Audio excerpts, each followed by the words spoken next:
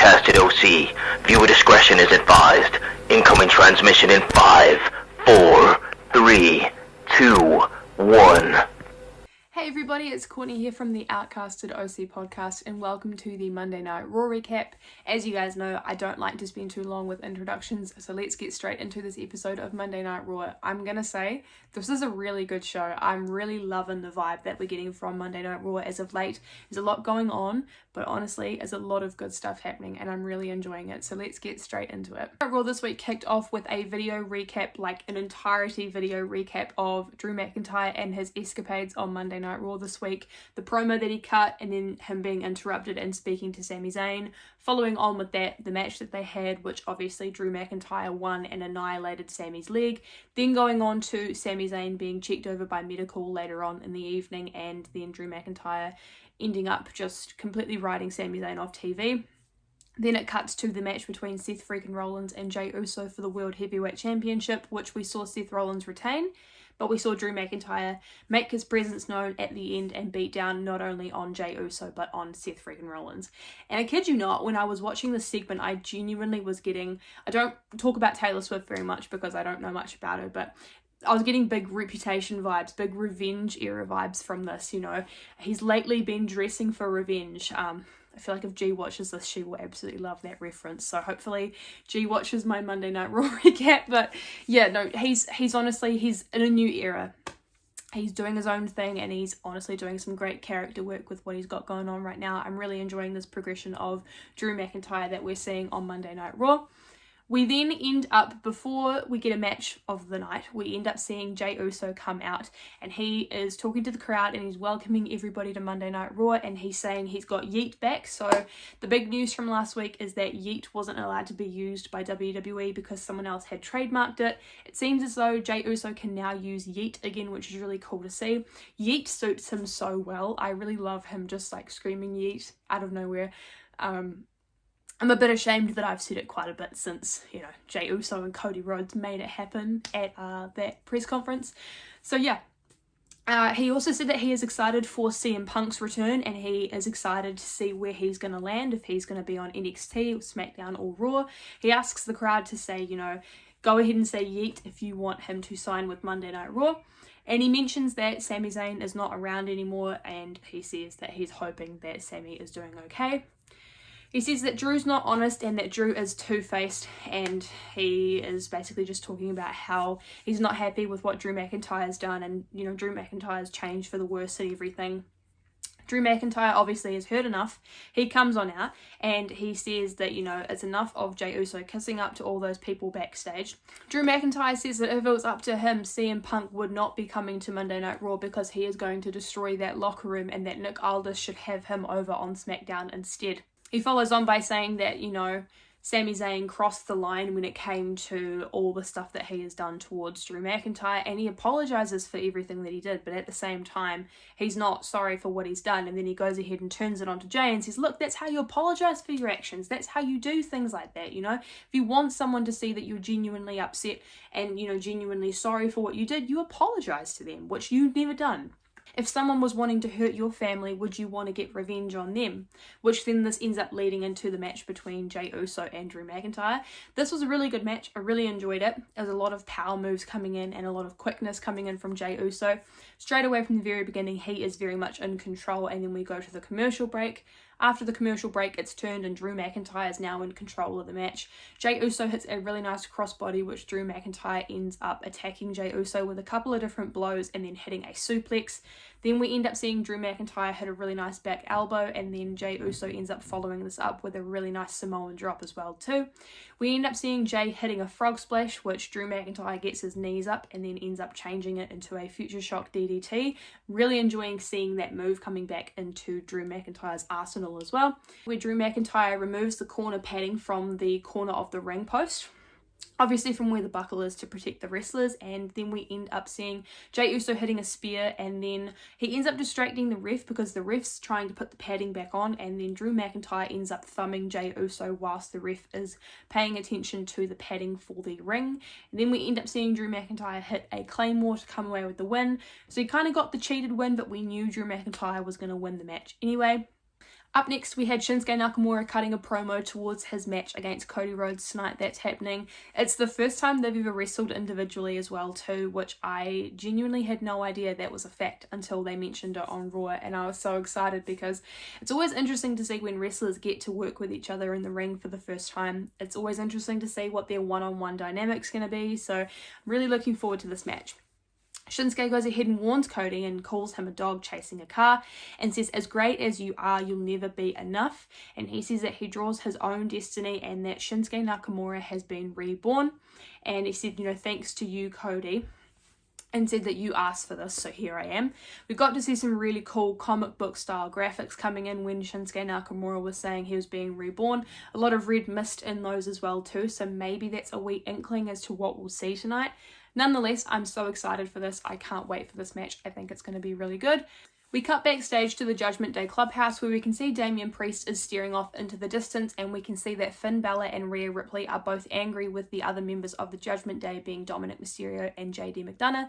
They are saying, how is it that we're gone for a week and the wheels are already falling off of the faction, off the family?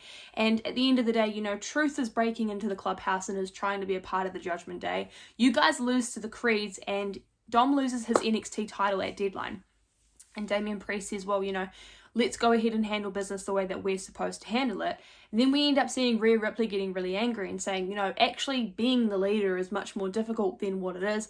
And says that, we need to remind everybody of why we are such a strong family and such a strong faction because we run Monday Night Raw. She grabs her title and she storms off as she's got a match between Maxine Dupree later on in the evening. We then cut to seeing Maxine Dupree and the entirety of Alpha Academy hyping her up for her match against Rhea Ripley. We end up seeing the Creed brothers coming in, also trying to hype her up as well too, and Ivy Nile goes ahead and mentions that she will be ringside to help Maxine in case Rhea Ripley tries to do anything that she shouldn't be doing. We see R-Truth come through and he comes in with a bunch of Christmas lights and he's saying hey guys, it's so cool to see you. I've been kicked out of the clubhouse. It seems as though they've got locks now. I'm trying to decorate the clubhouse with some Christmas stuff. And then Chad Gable's coming in and he's very much do you not realize how dangerous the Judgment Day are? They're not a bunch of buddies that you've got. They're really dangerous. You really should be careful. And Truth seems to think he's a part of the Judgment Day. I'm really liking this. I feel as though adding that little bit of comedic factor to the Judgment Day whilst all this inner turmoil and people's egos just getting inflated and people getting upset. I feel like adding a little bit of R-Truth to these kind of situations really just helps to soften the blow a little bit, especially after Dominic lost the NXT North American Championship. But hey, I'm just a fan, right? I don't know very much. We end up seeing the match between Rhea Ripley and Maxine Dupree. Now, I'm not going to lie, this match was very short, obviously, because they want to keep Rhea looking strong. But Maxine Dupree has honestly improved in the ring so much, and you have to give her credit where credit is due. She came into NXT to be Von Wagner's manager, work alongside as a valet, and she's actually moved into the main roster and is having to learn a lot of her wrestling skills, not only in front of people on the main roster, but also as they go in live events as well. She didn't come from a wrestling background, so the fact that she's doing this incredible in such a short tenure of wrestling, she hasn't been wrestling for very long. Granted, she is still quite green, but hey, look, people learn along the way and people improve with time, and honestly, she has surprised me so much. I initially thought she was just going to be a valet for Alpha Academy, but she's proven herself so much, and I'm really enjoying her as a person on the main roster. I just wanted to mention that before we get into the match, because obviously Rhea Ripley dominates. I didn't expect any less. Maxine starts by slapping Rhea Ripley, and then Rhea ends up pummeling Maxine. Maxine ends up kicking Rhea Ripley into the corner of the ring post, and that gets Rhea really angry. She ends up booting Maxine, following this up with a riptide, and then Rhea ends up putting her in a prism trap, and she ends up tapping out.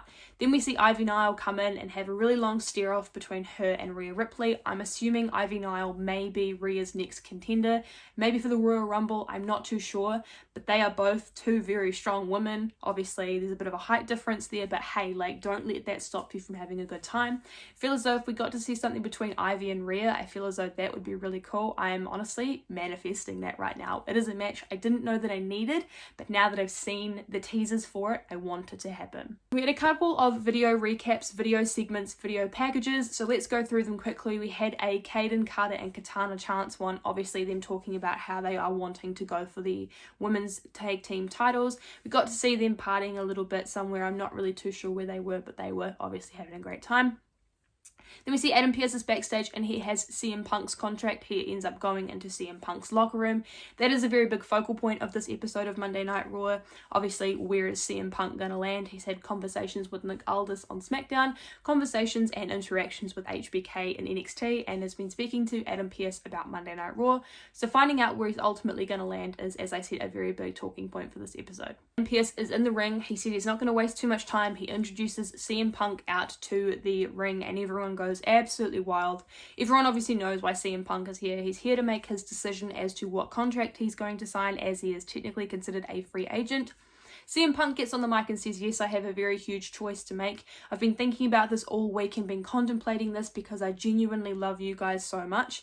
And he said that, it's been very hard being here in this building. This building has not been kind to me. I debuted here, and then I got sent off to OVW, and, along the way, I learnt to become uncomfortable and I learnt to deal with all the challenges that life had thrown at me.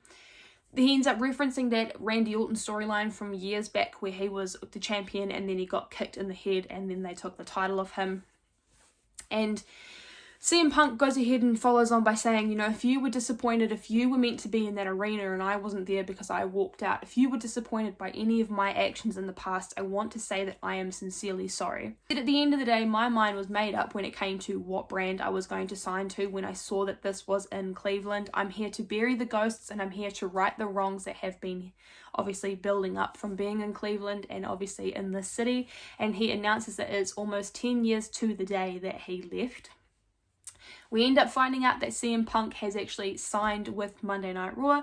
I wasn't expecting any less, but to be honest, I'm quite excited. It makes a lot of creative sense storyline wise, and obviously I get to talk about it more, so that's a win for me. This next part I was not expecting this soon, but I'm so incredibly happy this happens. My king, Seth Rollins, comes out and interrupts the festivities, interrupts CM Punk celebrating with Adam Pearce, and they have a very long stare down in the ring. Obviously, that is somewhere we are going to go creative-wise in the future, match-wise, feud-wise. I can't wait. I feel as though there is such a rich, deep story to tell with these two. And there's so much history between them that I feel as though if they can both be professional, they can play into it.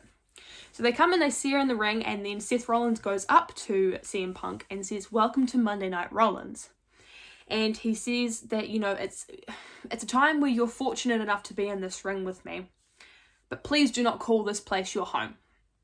He said, you left 10 years ago and you tried to tear this place down. You said so many horrible things about anybody and everybody that you wanted to because you wanted to tear this place down. He said, you can't just walk back in here and call this place your home. This is my home. Everybody in the back, they're my brothers and sisters. Everybody here, everybody watching on the screen right now, they are my family, and I will do everything that I can to protect them from you.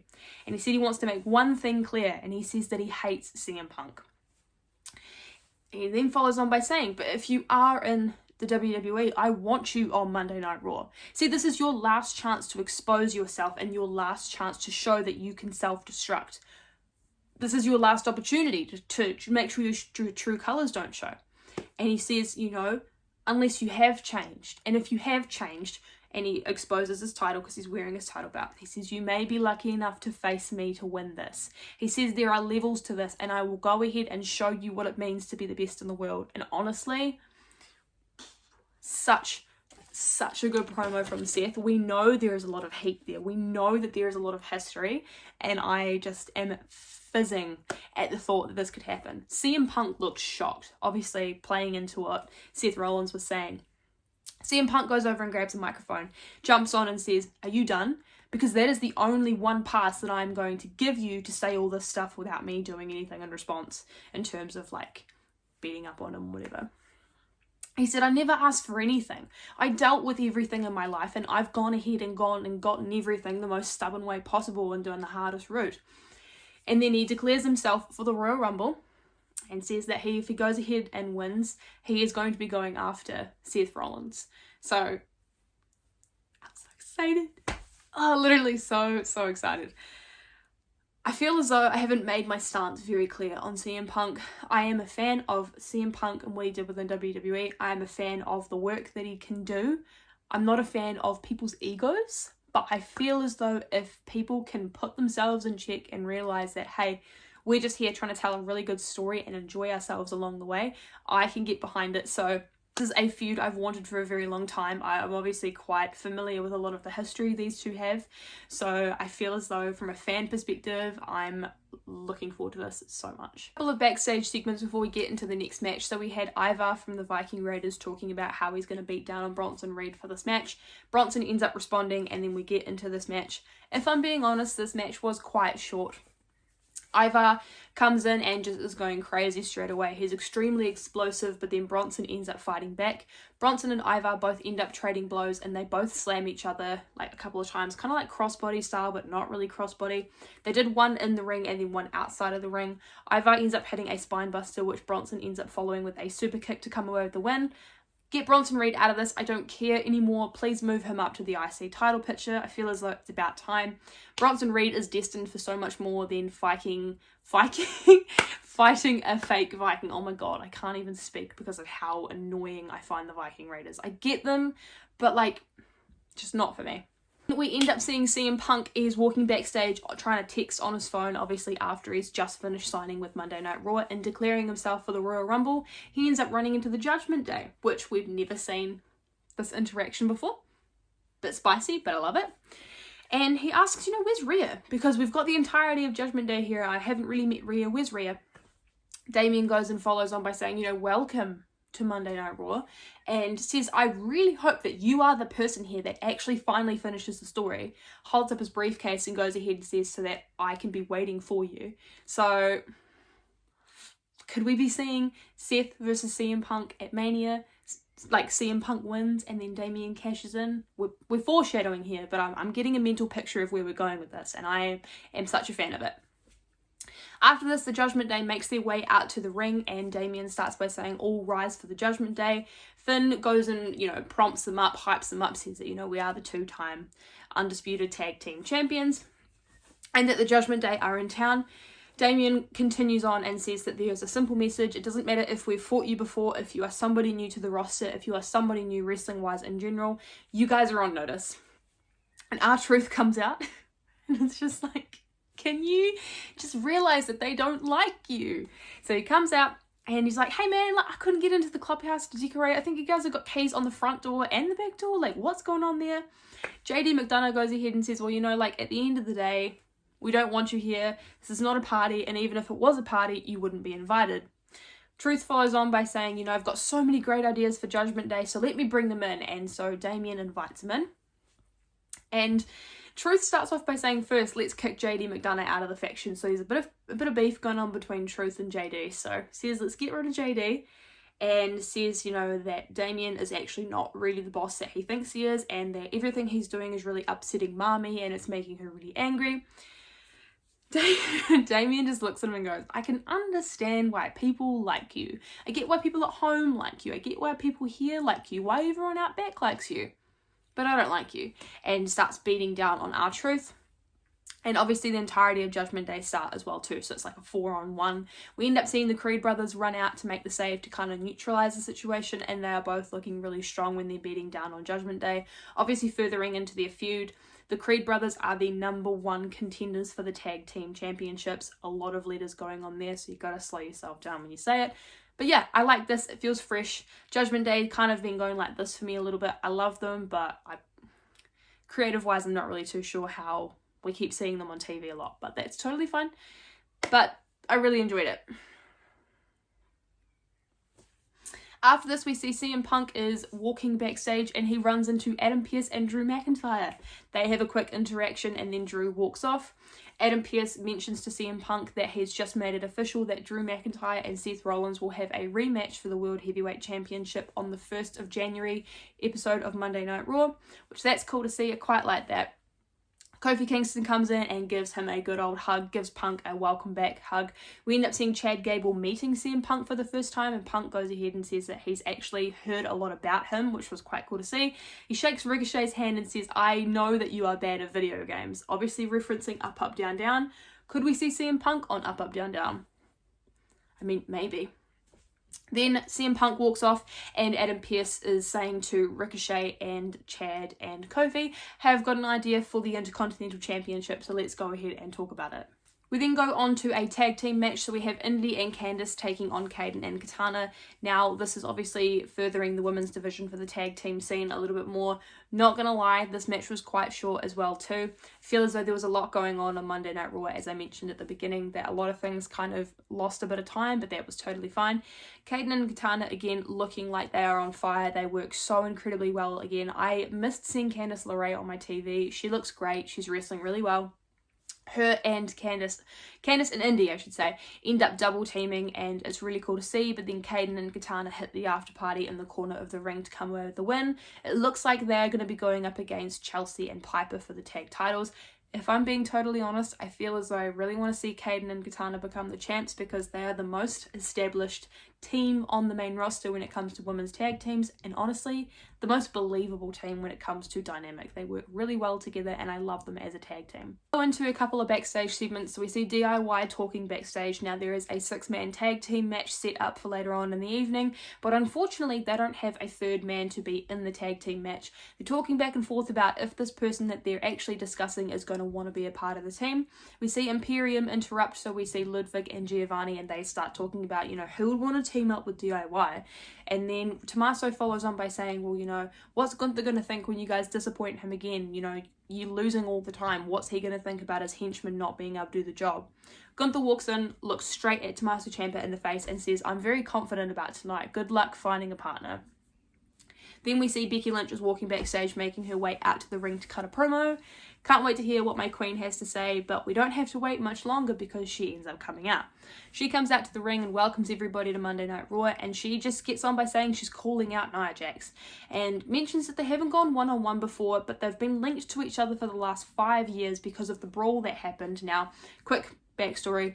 Long story short, there was a brawl that happened for Survivor Series back in 2018 and SmackDown invaded Raw. It's a whole brawling segment, everyone beating down on each other, and Nia Jax actually straight up punched Becky Lynch in the face. Basically ended up punching her in the face, broke her nose, a whole lot of blood everywhere, and that was where the man was born. So she's saying that they've been synonymous with each other for a very long time, and everyone likes to use the fact that Nia Jax broke Becky Lynch's face as a burn and says, me and Nia have been dodging each other, we've been, avoiding each other for a very long time. Our paths kind of haven't really crossed. I went on to main event WrestleMania and she went on to get a double ACL surgery on her legs because obviously she's so unlikable, her knees can't even hold her up. And I was like, shots fired, yo. I was like, this is why I love her. She follows on by saying, I went off to have a baby and I went off to get fired. Nia Jax comes out and she's like, well, I'm not fired anymore and, it's better than ever. Like, I'm better than ever. That was a lucky swing, and unfortunately I didn't get it all, but you're so mad that I broke your face. You know that wrestling is a contact sport, right? Becky ends up following on by saying a lot about Nia Jax's botches, obviously injuring a lot of people, ending a lot of people's careers, obviously a lot of what the IWC has been talking about for a very long time, so I don't really need to get into too much detail about that. Nia's like, you're still going on about it, and Becky follows on by saying, well, you want to talk about why I'm synonymous with you, and goes on and references the man and says that not only is the man known for breaking her nose, but she's known for doing all these really cool things throughout her career. People believe in her, people love her. So talking about why the man really resonates with people, especially with resonating with people like myself. And she says, if I can't end the lie, I'm going to end you, or if I can't end the story the way that people want me to. Nia goes ahead and says, you need me. You need me to prove to you that your career wasn't an accident and it wasn't a fluke. Becky says, I just need you to shut up and I came here looking for a fight. She does her hair up in like a nice wee little low bun.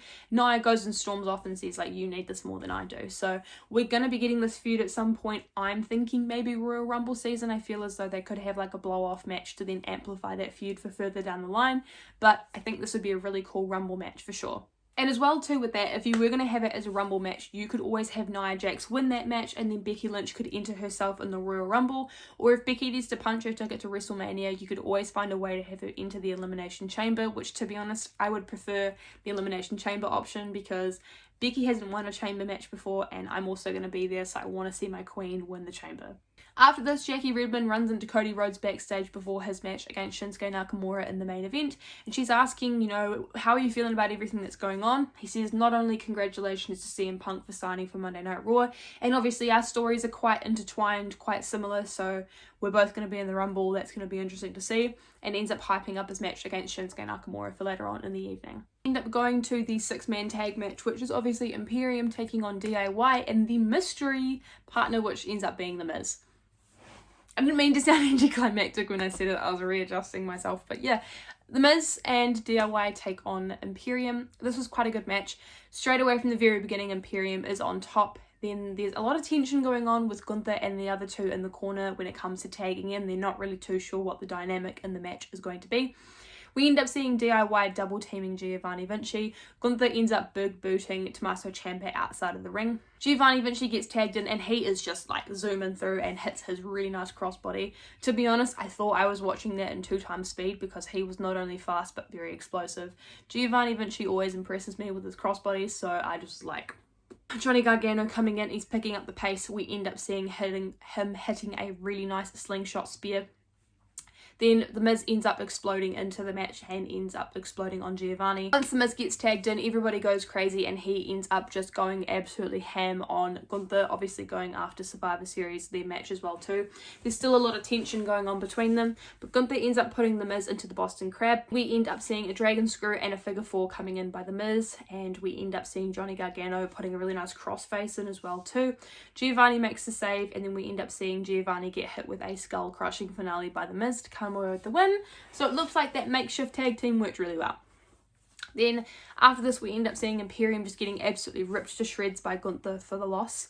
Miz comes in and demands an IC title shot, so he demands a second opportunity at the Intercontinental Championship, but Gunther goes ahead and says, yeah, I'll give this to you on one condition. If you lose this match, you can no longer try to go for the Intercontinental Championship as long as I hold it. Very similar to how they did it with Drew and Bobby back in the day. But yeah, we've made it to the main event. The main event is Cody Rhodes taking on Shinsuke Nakamura for the first time. Straight away, this match is slowed down in pace, both jostling for position and it's starting off very slow. We end up seeing Cody Rhodes hitting his really nice drop kick sequence as well too, and then Shinsuke ends up taking control of the match. He ends up doing his knees move, so he jumps up and puts his knees onto Cody Rhodes. Cody hits a Cody cutter, which was really clean as well too. Shinsuke ends up catching Cody in an armbar after that, so he hits the Cody cutter and then Shinsuke gets him in that position for the armbar. We see vintage Shinsuke come out and we see a sliding release German as well on Cody Rhodes from Shinsuke Nakamura. We see Cody Rhodes end up slamming Shinsuke and then we see a half crab move onto from Shinsuke. Oh, I can't even speak right now. Ouch. After this, we see Shinsuke Nakamura hit Cody Rhodes with a half crab and then Cody Rhodes ends up following this out with a dive outside of the ring. We see a double club move where they both kind of get each other and then they both end up exchanging blows between each other. But then Cody Rhodes picks the speed up in the match and hits a disaster kick, following this up with bionic elbow, obviously paying homage to his dad. See Cody cutter come in and Shinsuke Nakamura actually ends up missing Cody Rhodes, which match ends in disqualification, so Cody came away with the win via disqualification in this one. I'm liking this. This is a way to keep Shinsuke Nakamura looking really strong and a way to keep Cody looking very strong too. You're keeping Shinsuke Nakamura looking very dominant, doing anything it takes to win, even if it's losing via disqualification. You're keeping Cody looking strong because Cody won via disqualification and it took the miss to end the match. Cody didn't really get to finish the match in the way that he would, so it's keeping him protected as well too. I feel as though they're going to continue this at the Royal Rumble, and then we may see if Cody loses, him insert himself in the match. He's already declared himself for the Royal Rumble, so I'm liking this. I feel as though this is a way to keep Shinsuke looking really menacing while keeping Cody looking like a really sympathetic babyface. After this, Shinsuke Nakamura is beating down on Cody Rhodes, and then we end up seeing Shinsuke Nakamura leave the ring to grab a chair, and the Creed brothers end up coming out to make the save on Cody Rhodes. Not too sure why it's got to be the Creed brothers, but I guess there'll be something else to that, so I guess we just have to wait and see. Overall, I enjoyed this. I really liked the match. I think it's going to be a really good feud going forward. So that brings us to the end of the Monday Night Raw review for this week. If you stuck around till the end of the video, thank you so much for watching. Make sure you go ahead and like the video as well as comment something that you enjoyed about Monday Night Raw for this week. While you're there, make sure you go ahead and subscribe to the channel and put the bell notifications on so you don't miss an upload from us. We're out here posting videos all the time, so we wouldn't want you to miss anything we post. You've got the NXT review coming in from Reese this week, as well as our regularly scheduled Thursday podcast. I believe we're doing like an awards style thing, so I can't wait to go into that. Very similar to the Slammies, that'll be so much fun. Obviously got the SmackDown review coming in later on this week, as well as a week in review in AEW from Ross, so that'll be later on the channel as well too. While you're there, in the description, make sure you go ahead and check out all of our personal social medias so you don't miss something that we do while we're not posting on here. While you're there as well too, go ahead and check out OutCasted on Twitter, Instagram and TikTok. We'd love to see you join us there, and we'd love for you to be a part of our journey. I'll see you guys in the podcast this week. Deuces, ooses, yeet.